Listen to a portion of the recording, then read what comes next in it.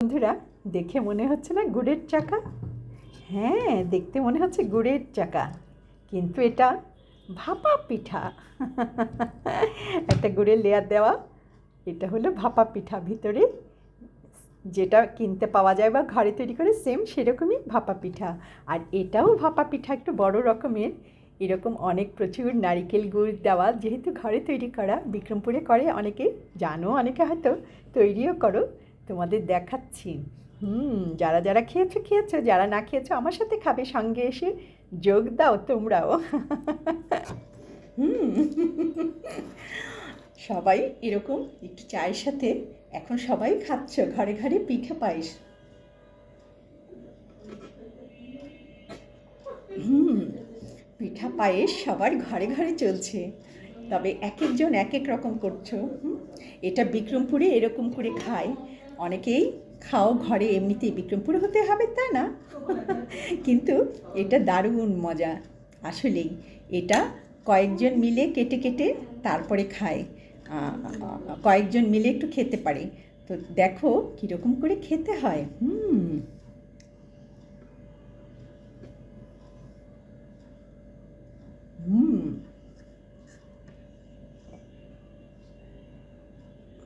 Piece piece করে কাটা কয়েকজন মিলে তারপরে খায়। হুম 3 পরল 2 পরল বিভিন্ন কেক যেমন করে না, আচ্ছা এক একটা লেয়ার করে নারকেল গুড়, ওইভাবে লেয়ার লেয়ার করে দিয়ে তারপর যে কোনো বাটিতে, স্টিলের বাটিতে হোক বা এরকম বাটিতে হোক, তোমরা দিয়ে আর কি কেক বানায় যেরকম করে ওইভাবে দিয়ে তোমরা ভাপা পিঠা সেম যেরকম করে তৈরি করে সেম এটাও সেম, কারণ এটাও ভাপা পিঠাই, তবে বড় আকারের। যেন একটা ভাপা পিঠা কয়েকজন পিস পিস করে কেটে খেতে পারে, চায়ের সাথে কফির সাথে দারুণ লাগে।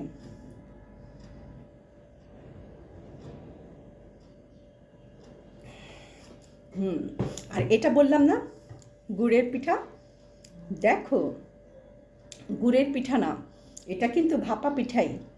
দেখো কিভাবে ভেঙে খাওয়া যায়, ভিতরে সবটাই গুড়ের মতন দেখতে হয়েছে, কিন্তু খেতে গেলে সেম। এই যে আমি ভাঙলাম, তোমাদেরকে সঙ্গে নিয়ে খাচ্ছি।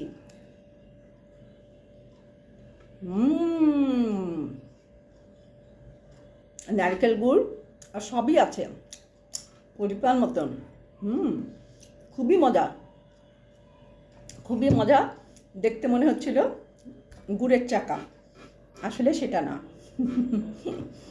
খুবই সুস্বাদু।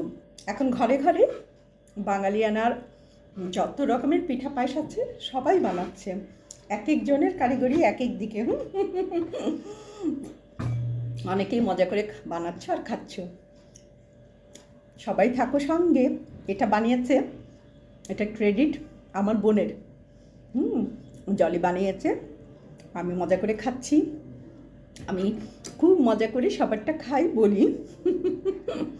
আমিও বানাই, তবে ওরা বেশি ভালো বানায়, যার জন্য ওদেরটা বলি। খুব মজা।